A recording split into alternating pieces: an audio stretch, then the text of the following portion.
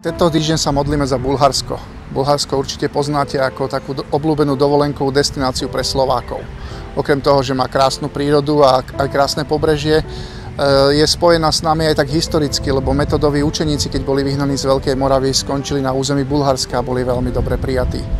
A teraz poďme k modlitbovým úmyslom. Modlíme sa za politikov, ktorí spravujú Bulharsko, aby ho spravovali múdro a spravodlivo a aby bojovali proti korupcii. Pretože Bulharov veľmi trápi korupcia, tak ako nás.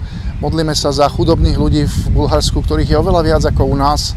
A modlíme sa za cirkev, ktorá je v Bulharsku často rozdelená, aby sa mohla zjednotiť a byť veľkým svedectvom.